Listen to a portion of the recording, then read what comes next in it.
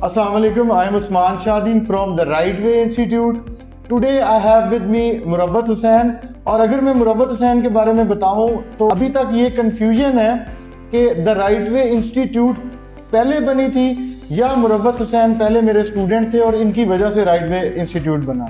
देखा जाए तो ये हमारे पहले स्टूडेंट और अल्हम्दुलिल्लाह ये पीएमएस मिनिस्ट्रियल में 3rd पोजीशन इन्होंने ली है पूरे पंजाब में। तो मैं वेलकम करता हूँ मुरव्वत हुसैन को। सबसे पहले तो बहुत बहुत मुबारक हो और बहुत ज़्यादा खुशामदीद हमारे प्लेटफॉर्म पे जी। Thank you so much sir. और मुरव्वत हुसैन का जो ताल्लुक है वो चन्योट से है। मुरव्वत, सबसे पहले तो ये बताएं कि आपने कब तैयारी शुरू की, आपका ताल्लुक कहाँ से है, किस तरह से आपकी जर्नी रही। खैर मुझे तो पता है कि ये बहुत सॉर्ट ऑफ लॉन्ग और हेक्टिक जर्नी थी, लेकिन इट वाज कह लें कि filled with courage and consistency. तो प्लीज़ बताएं कि सबसे पहले तो कैसा फील कर रहे हैं, उसके बाद आपकी जर्नी कैसे रहेगी। जी बिस्मिल्लाहिर्रहमानिर्रहीम। सबसे पहले तो आपका शुक्रिया सर कि आपने जो है वो हर जगह पे गाइड भी किया और आज ये अपना प्लेटफॉर्म भी दिया ताकि मैं लोगों से अपने जो एहसासात है, जज्बात है, वो शेयर कर सकूं। तो जहाँ तक ये जर्नी का कंसर्न है तो ये जर्नी मेरी 2014 से ही स्टार्ट हो गई थी। इट मीन्स के जब मैं डिग्री करने लाहौर में आया था तो तब से ये मेरी जर्नी स्टार्ट हुई। मतलब कि आपने 2013-14 से 2026 तक ये more than a decade. Exactly ठीक है, तो बताएं कि कैसे आप इतने कंसिस्टेंट रहे। एग्जैक्टली अच्छा, उसमें सबसे पहले जो चीज़ ये है कि जो मेरी मोटिवेशन थी या इंस्पायरेशन थी, he was my class fellow and he was also my roommate as well in graduation. तो उनको मैं देखा करता था, वो जो है वो उस वक्त अपने लिटरेचर में डिग्री कर रहे थे, बीए कर रहे थे लिटरेचर में, और मैं बीएससी उस वक्त कर रहा था। तो उनसे मैंने काफ़ी कुछ सीखा। वहाँ से मुझे इंग्लिश सीखने का जो है वो शौक़ पैदा हुआ। ज़बरदस्त। तो इतनी मतलब मेरी इंग्लिश इतनी वीक थी कि आप इस चीज़ को इमेजिन करें कि I was unable to even write single sentence. तो कैसे आप वो सिंगल सेंटेंस भी ना लिख पाने वाली सिचुएशन से यहाँ तक आ गए कि फिर आपने जो पहला ऐसे लिखा सीएसएस या पीएमएस में वो भी पास था और ये आखिरी भी पास है, और कभी भी आपने ऐसे का पेपर नहीं फेल किया, जो कि एक डायलेमा होता है किसी भी सीएसएस या पीएमएस के एस्पायरेंट की ज़िंदगी में। एग्जैक्टली सर, आपको पता है इस चीज़ का कि जो सीएसएस पीएमएस की जर्नी है वो स्टार्ट ही इंग्लिश से होती है, और जो सारी जर्नी है वो घूमती फिरती ही इंग्लिश के इर्द गिर्द है जी। तो इस वजह से इंग्लिश पे मैंने 2012-13 से ही काम शुरू कर दिया था। ठीक है, उसके बाद मुसलसल 2-3 साल जो है वो मैंने इंग्लिश पे ही काम किया। I started reading Dawn from 2014। मतलब कि उसको आपने अपनी हैबिट बना लिया और मैंने कभी जो है वो डॉन किसी दिन मिस नहीं की।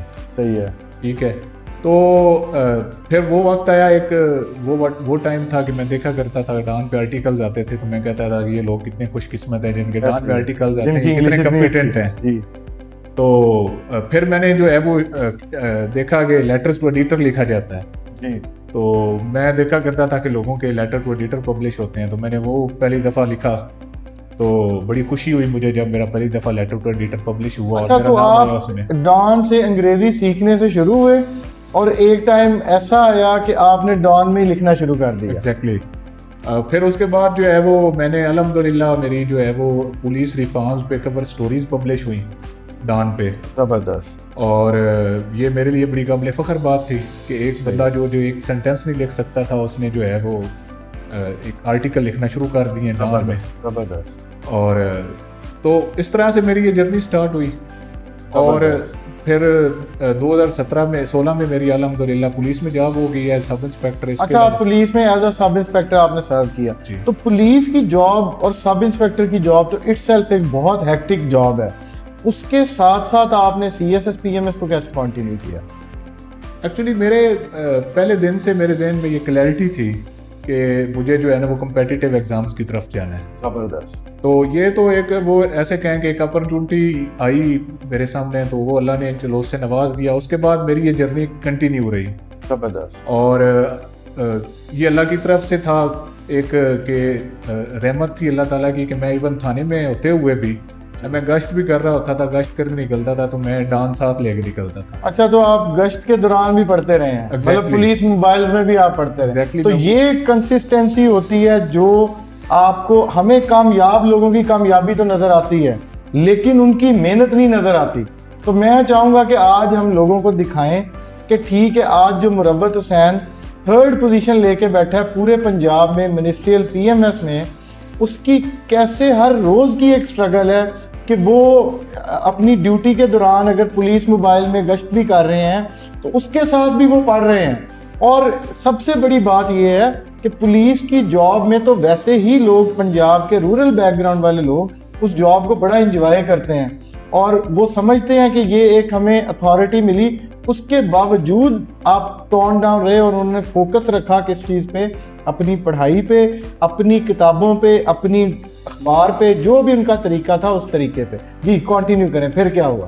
ओके, उसके बाद सर जैसे वो कंटिन्यू करते रहे, उसके अलावा जो है वो पुलिस के हवाले से जो पॉजिटिव चीज़ है वो ये है कि वहाँ पे मुझे जो है वो ऑफिसर्स बहुत सपोर्टिव मिले। ऑफिसर्स भी बहुत सपोर्टिव थे, उन्होंने हर जगह पे मुझे सपोर्ट किया।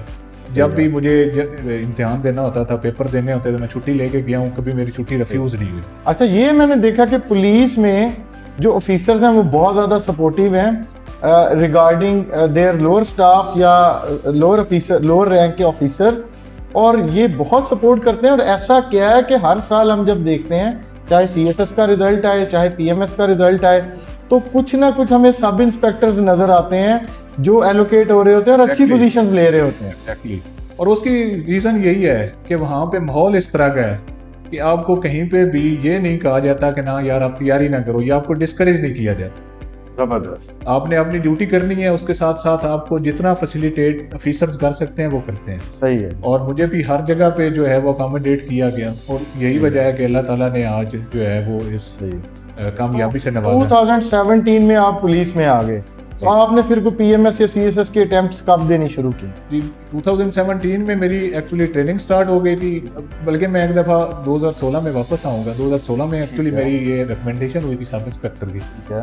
तो ये मुझे आज भी याद है, 31 दिसंबर 2016 की जब वो रात थी, रात 8 बजे ये रिजल्ट आया था। जबरदस्त। तो इसके अलावा इसी दिसंबर के जो आखिरी 10 दिन हैं, इसमें मेरी इसके अलावा भी 2 रिकमेंडेशन हुई। इसमें एक थी असिस्टेंट सुपरिटेंडेंट जेल और एक थी लैंड रिकॉर्ड ऑफिसर। अच्छा, आप लैंड रिकॉर्ड ऑफिसर और असिस्टेंट सुपरिटेंडेंट जेल भी रहे, और आपने प्रेफर की पंजाब पुलिस। ठीक है, ज़बरदस्त। और वो मुझे बाद में मेरा ये फैसला सही साबित हुआ, क्योंकि जितना टाइम मुझे यहाँ पे तैयारी के लिए मिला, शायद मुझे किसी और डिपार्टमेंट में इतना ना मिलता।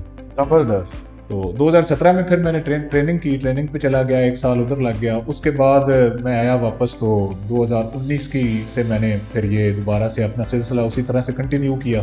ठीक है। और मैंने इसी तरह सबसे पहले जो है वो PMS दिया। सही है। तो PMS में अल्हम्दुलिल्लाह मेरा ऐसे पास हो गया जो सबसे ज़्यादा फेल होता है। सही है। और लेकिन अनफॉर्चुनेटली जो है वो मैं किसी के कहने पे, मैंने मशवरे करके, जैसे हम एस्पेरेंट्स लोगों के मशवरों पे लग जाते हैं, तो मैंने साइकोलॉजी ले ली कि वो बड़ा स्कोरिंग सब्जेक्ट है, और वो मेरी फेल हो गई, हिट हो गया और वो फेल हो गया। एग्जैक्टली। तो मतलब आपने 2019 में पहला ऐसे का पेपर लिखा PMS में बैठ के। उस मुरव्वत ने जो एक जुमला भी सही नहीं लिख सकता था, उसने मेहनत की, 4-5 साल अपने आप को इन्वेस्ट किया, इवन बड़ी ल्यूक्रेटिव जॉब्स को उसने डिनाई किया, उसके पर्क्स को, और अपनी जो कह लें कि एक डेडिकेशन थी पढ़ाई को लेके, उस पे वो लगे रहे। तो अब उन्होंने 2019 में पहला ऐसे का पेपर दिया और पहला ही ऐसे का पेपर पास हो गया। और PMS भी बहुत आपका वो प्रॉमिसिंग था, उसमें स्कोर, अलबत्ता एक सब्जेक्ट जो था वो ड्रॉप हो गया, जिसको हम कह सकते हैं कि इट वाज, कह लें कि एक अनफॉर्चुनेट, कह लें कि एक इवेंट आ गया। तो फिर आगे कैसे चला? उसके बाद फिर हिम्मत पकड़ी, फिर जो है वो साथ एक तो 1 पेपर भी साथ चलता रहा। सही है। वो भी मैंने जितने भी आए हैं, चाहे वो भी मैंने मिस नहीं किए। इसमें आती गई अपॉर्चुनिटीज जो मुझे लगता है कि मुझे लगा कि मुझे इसमें अपेयर होना चाहिए, मैं उसमें अपेयर होता गया। और उसके बाद जो है वो काफ़ी मेरे 1 पेपर जो है वो क्वालिफाई हुए। सही है। लेकिन अगेन जो है वो इंटरव्यूज़ मेरे अल्हम्दुलिल्लाह इंटरव्यूज़ में अच्छे मार्क्स आते रहे, लेकिन अगेन जहन में यही था कि जो है ना वो जॉब वो PMS या CSS की तरफ जाना है। जबरदस्त, पार्ट ऑफ ब्यूरोक्रेसी बनना है पाकिस्तान में। Exactly. ठीक है जी। तो उसके बाद फिर CSS की इसी तरह अटेम्प्ट्स दी, सही है। वो भी 2 अटेम्प्ट्स दी, तीसरी में नहीं दे सका, वो ओवर एज हो गया मैं। ठीक है। क्योंकि उस दौरान मेरा पीएमएस मिनिस्टेरियल का जो है वो इंटरव्यू चल रहा था, इसका फेज प्रोसेस चल रहा, तो इस वजह से मैं फेयर नहीं हो सका आखिरी अटेम्प्ट में। सही है। तो 2 सीएसएस की अटेम्प्ट्स नहीं, और मैं भी अल्हम्दुलिल्लाह मेरा ऐसे क्वालिफाई। अच्छा, दोनों दफा फिर ऐसे क्वालिफाई। मतलब वो मुरव्वत जिसको अंग्रेजी में अपने नाम के अलावा कुछ नहीं लिखना आता था, वो मेहनत करता गया और सीएसएस में भी वो कभी एसए के पेपर में फेल नहीं हुआ और पीएमएस में भी कभी एसए के पेपर में फेल नहीं हुआ। ये इटसेल्फ एक बहुत बड़ी अचीवमेंट है।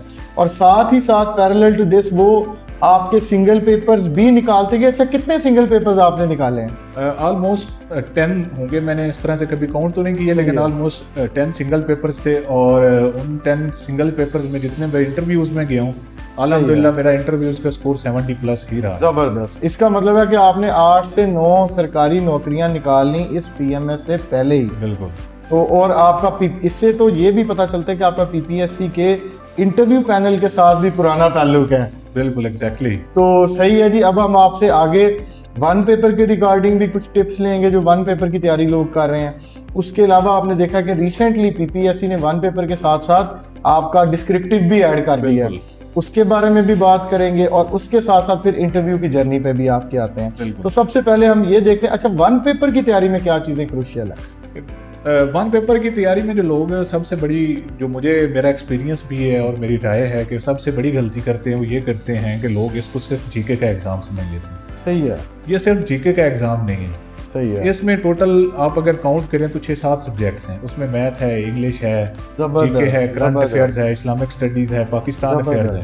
जबरदस्त। तो हमारा जो ज़्यादातर कैंडिडेट्स का इशू ये होता है कि वो सिर्फ जीके को लेके बैठ जाते हैं, एक बुक ले लेते हैं जीके की, या पास पेपर वाली।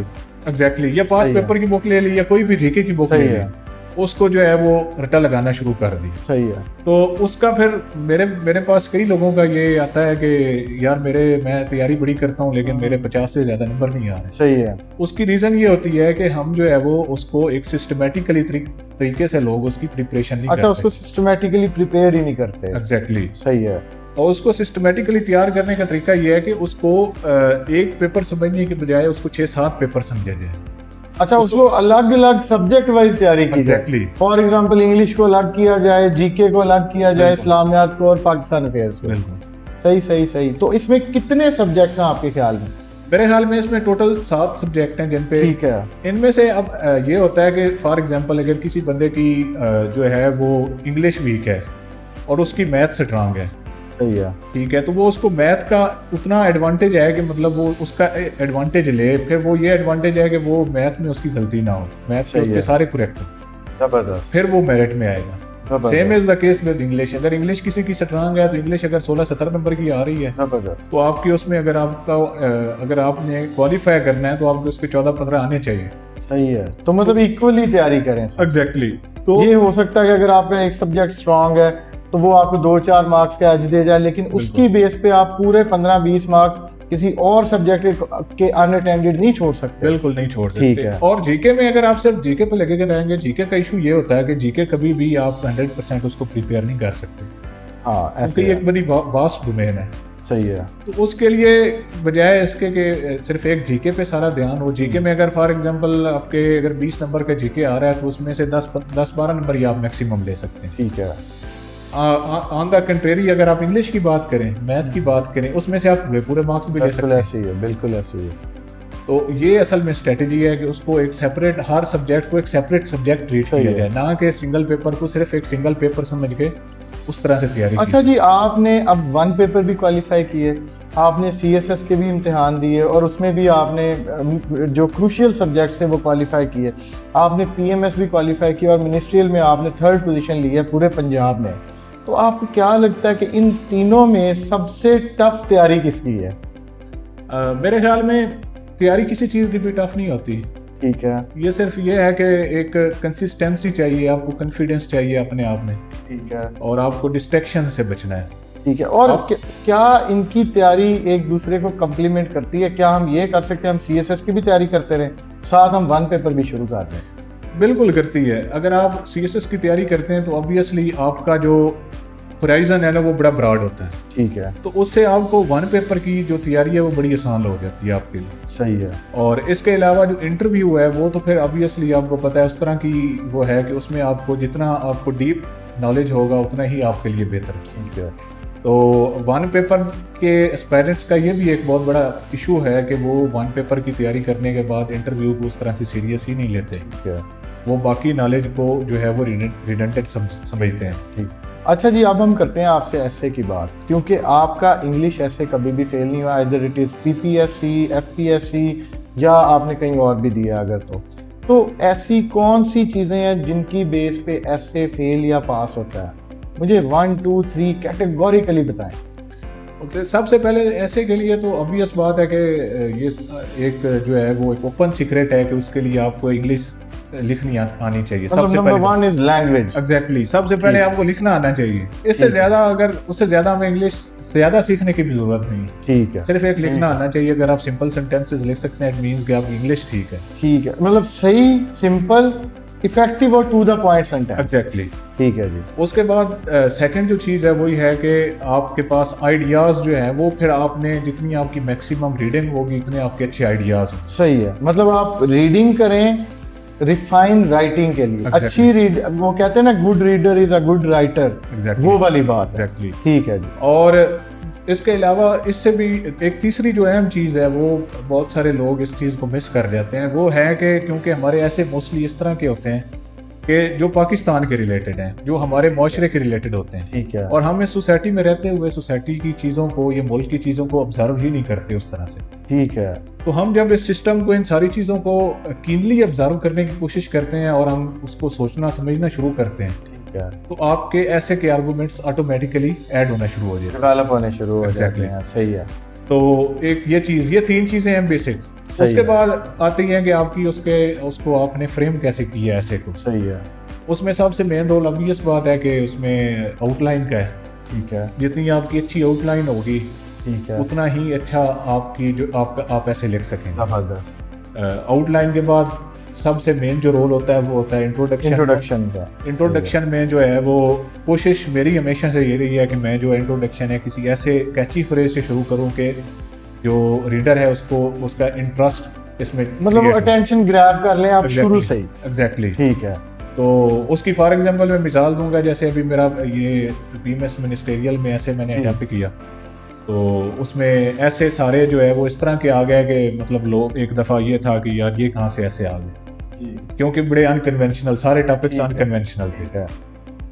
तो उसमें एक पुलिस रिफॉर्म्स का टॉपिक था, वो तो फिर आपका अपना टॉपिक आ गया। तो उसमें जैसे फॉर एग्जांपल मैंने एक वो डान में आर्टिकल लिखा हुआ था, तो वो चीज़ें जैसे मेरे जहन में थी, उसमें पहला मैंने फ्रेज यही लिखा कि वो एक जो है वो डॉक्यूमेंट्री का डायल आ गया कि you are man of violence. You are man of violence. कितना जबरदस्त स्टार्ट हो गया। एग्जैक्टली। तो इसको मैंने फिर रिलेट करके जो है वो अपना इंट्रोडक्शन कंप्लीट किया और बाकी ऐसे इस तरह से कंप्लीट किया। तो ये चीज़ें हैं। सही है, ऐसे के लिए मेरे ख्याल। ठीक है जी। अब हम आगे इसके बाद अब इंटरव्यू पे आते हैं। सबसे पहले तो ये बताएं कि पीएमएस में आपके रिटर्न में स्कोर कितना था? स्कोर मींस के कितने मार्क्स के पेपर थे, कौन कौन से पेपर से 3, और इंटरव्यू की वेटेज क्या थी?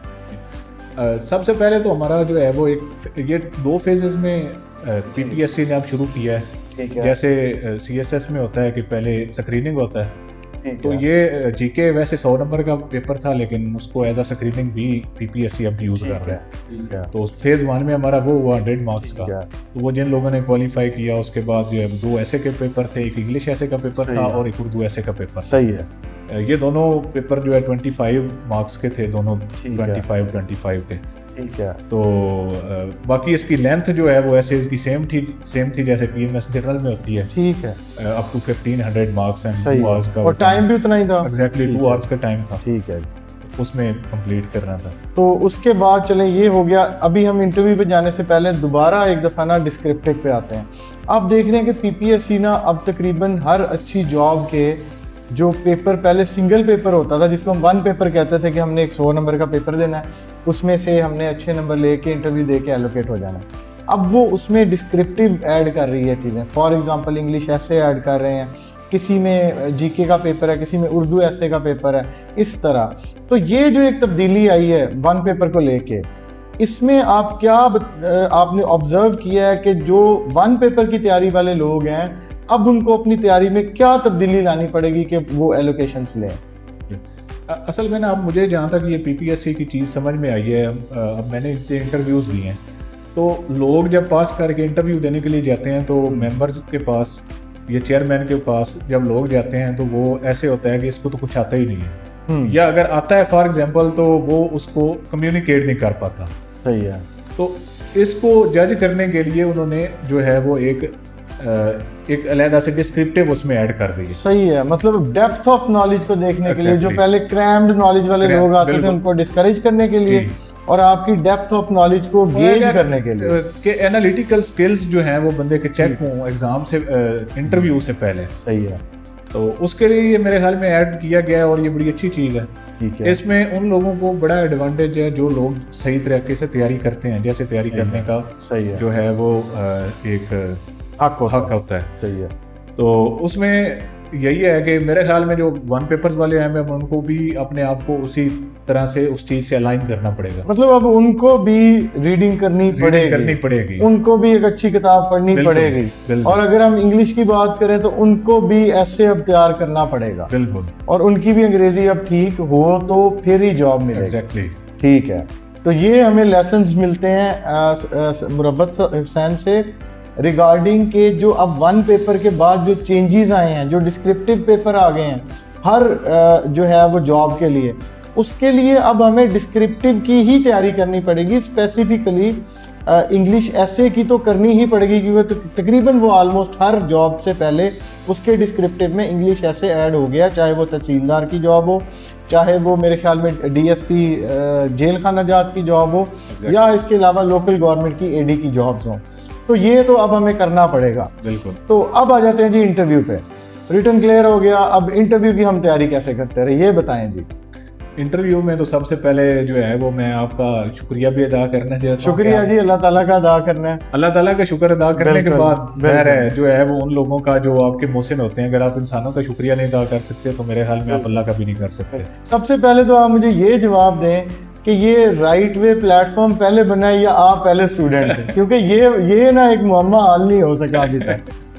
मेरे ख्याल में जो है वो राइट वे की बुनियाद ही उस तब पड़ी जब मैंने आपके साथ वो अपना जर्नी शुरू किया इंटरव्यू की प्रिपरेशन का। बिल्कुल ऐसे ही है। तो आपने जिस तरह से मुझे गाइड किया और उंगली पकड़ कर चलाया, एक मेरा ऑलरेडी चलो एक एक्सपीरियंस जो भी था, लेकिन इस तरह से इतना मेरा अच्छा इतनी चीज़ों का मुझे काफ़ी चीज़ों का नहीं पता था जो मुझे आपने बताई।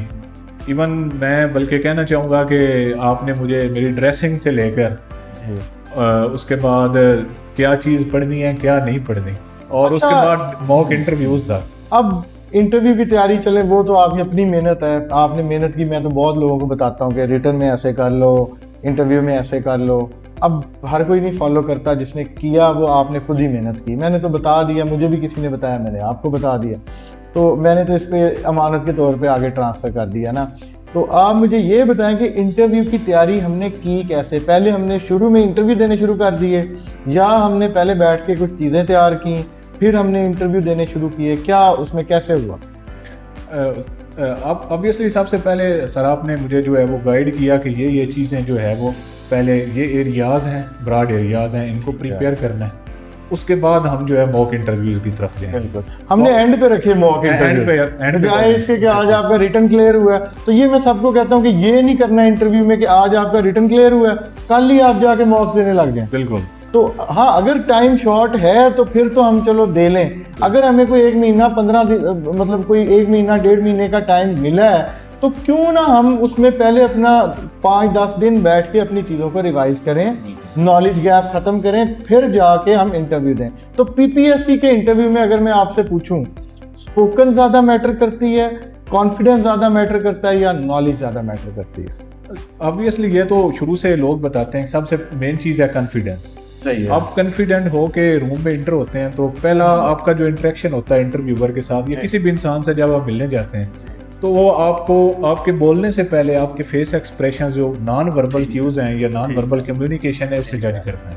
सही है। तो आपके अगर नॉन वर्बल कम्युनिकेशन आपकी अच्छी है, सही आप है। कॉन्फिडेंट हैं सही और है। आप के फेस एक्सप्रेशंस न्यूट्रल हैं, सही है। ठीक है, तो मेरा ख्याल में वो पहला ही ऐसी चीज़ है कि जहाँ पे आपका एक पॉजिटिव आप इमेज जो है वो 10% बन जाता है। 20% इंटरव्यू की जो Exactly. गेम है उसमें आप वो स्कोर ग्रैब कर लेते हैं। बिल्कुल। ठीक है। और जो सेकंड चीज़ है वो ये है कि आप पूरे इंटरव्यू में जी। ऑनेस्ट रहें बिल्कुल ऐसे और आपकी इंटेग्रिटी बहुत मैटर करती है वहाँ। बिल्कुल ऐसे ही है। आप जो है वो ये ना करें कि जो आपकी चीज़ आप में नहीं है आप वो बताएं, बिल्कुल ऐसे ही। आप जो चीज़ आप में है सिर्फ वही बताएं। बिल्कुल ऐसे ही। आप अगर रियलिटी बताएंगे उनको, जो है वो ऑनेस्टी से आंसर करेंगे चीज़ों को, बिल्कुल ऐसे ही। तो आप किसी भी जगह पे, किसी इंटरव्यू में, किसी भी जगह पे आपकी बातों में कन्फ्लिक्ट नहीं आएगा। और जब कन्फ्लिक्ट नहीं आता तो वो उसका बहुत पॉजिटिव रोल होता है आपकी रिकमेंडेशन में। बिल्कुल ऐसे ही है। अब हम देखते हैं कि अभी पीपीएससी के बहुत सारे और भी पेपर्स का आपको पता रिजल्ट आया हुआ है और इंटरव्यू की लोग तैयारी कर रहे हैं, और एक और नई चीज़ आ गई है साइकोलॉजिकल, बिल्कुल कि साइकोलॉजिकल को लोग बहुत साइकोलॉजिकली अपने दिमाग पे सवार करते हैं। तो साइकोलॉजिकल की तैयारी में हमने क्या किया है?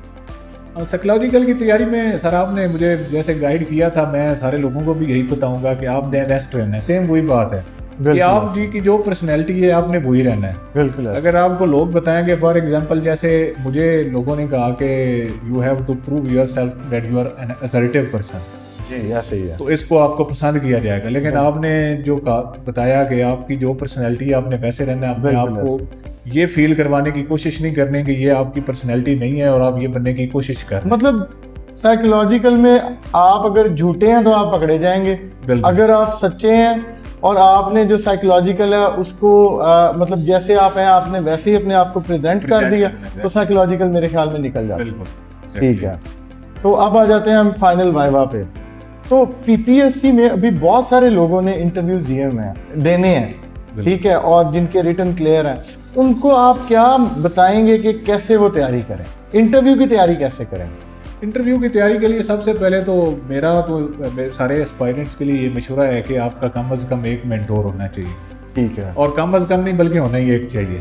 हाँ ये भी है, क्योंकि अगर आप ज़्यादा लोगों के पास जाएंगे तो आप कंफ्यूज होंगे, ऐसे क्योंकि हर बंदे का एक्सपीरियंस डिफरेंट है और हर बंदे का तैयारी करवाने का तरीक़ाकार डिफरेंट है। सही है, एक तो ये चीज़ है सबसे पहले। और दूसरी बात यह है कि आपको आपका जो बैकग्राउंड है जी, जिसमें आपकी डिग्री है वो आपकी बहुत मैटर करती है। ऐसे ही है। आपको अगर अपनी डिग्री आती है उस पर आपको एक जो है वो आप अच्छी तरह उसको पढ़ के जाते हैं तो आप को एक एज हासिल हो जाता है। बिल्कुल, आपकी पर्सनल प्रोफाइल, अगर इसको मैं एक ब्रॉडर कह लें कि एक टर्म में देखूं तो पर्सनल प्रोफाइल बहुत अच्छे से आपको तैयार होनी चाहिए।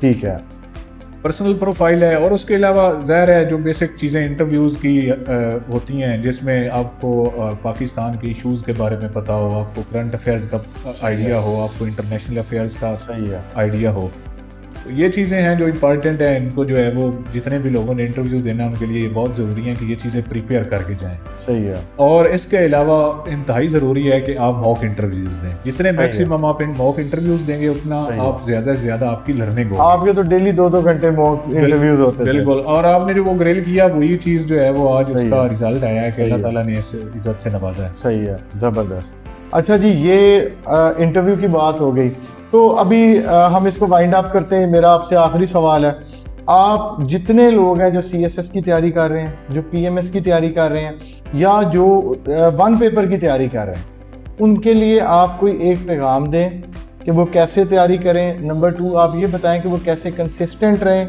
और किस तरह से अल्लाह ताला पे यकीन जो है वो आपको एक दिन कामयाब अफसर बना देता है। तो सबसे पहले जो मेरा हमेशा से जो है वो मैंने शुरू से जब से मैंने तैयारी स्टार्ट की, जो एक चीज़ थी वो था अल्लाह के साथ लगाओ। आपका अल्लाह के साथ सबसे पहले जो है वो अल्लाह पे यकीन और एतमाद होना चाहिए। उसके लिए वो कहाँ से इज़हार होगा? वो इज़हार होगा कि आप जो है वो 5 टाइम अपनी नमाज अदा करें। वो एक आपके लिए एक इनकरेजमेंट का भी बायस होगी और आपके लिए एक अल्लाह से मांगने का भी वो एक मौका है। और सबसे पहले तो ये चीज़ है। सेकेंडली, इसमें जो है ना ये जर्नी बहुत लंबी होती है, इसमें कंसिस्टेंट रहना बहुत ज़रूरी है। और इसमें इन चीज़ों को बिल्कुल आप भूल जाएं कि आपका एकेडमिक बैकग्राउंड किस तरह का है। मेरा एकेडमिक बैकग्राउंड कोई इतना एक्स्ट्राऑर्डिनरी नहीं है। मैंने कभी कोई किसी क्लास में कभी पोजीशन नहीं ली। तो सिर्फ ये है कि उसके बाद एक फोकस्ड हो के तैयारी की और अल्लाह का शुक्र है कि आज अल्लाह पाक ने कामयाबी से नवाजा। तो इसमें यही है कि कंसिस्टेंट रहें, गिव अप ना करें, क्योंकि आप समटाइम्स ऐसे होता है कि इंसान जब एक जगह से फेल होता है तो गिव अप कर देता है। तो गिव अप नहीं करना, बस यही इसमें मेन चीज़ है। और बाकी फोकस्ड हो के प्रिपरेशन करें और चीज़ों को किसी के मशवरे से लेके चलें। अपने एक रूम में बैठ के तैयारी करना एक और चीज़ होती है, और एक वो बंदा, एक एक्सपीरियंस्ड बंदा जिसमें सारी प्रोसेस से गुजरा है, उसके एक्सपीरियंस से फ़ायदा उठाएं। वंस अगेन कॉन्ग्रेचुलेशंस और बहुत बहुत शुक्रिया आपका, और सेलिब्रेट करें और कोशिश करें कि इस कौम को सर्व करें जिसने आप पे आज एतमाद किया, जिसमें FPPSC के पैनल ने आप पे एतमाद किया। तो ये थे जी मुरव्वत हुसैन, जो अभी भी ये रिजॉल्व नहीं हुआ कि ये द राइट वे के पहले स्टूडेंट हैं या ये पहले स्टूडेंट थे इनकी वजह से राइट वे बनी। तो अल्हम्दुलिल्लाह जी, अल्लाह ताला का बड़ा शुक्र है, अल्लाह ताला ने इनको हमारे पहले स्टूडेंट को ही PMS में 3rd पोजीशन दी और ये एलोकेट हो गए हैं। और मिलते हैं जी फिर अगली किसी सक्सेस स्टोरी में। कीप वॉचिंग जी।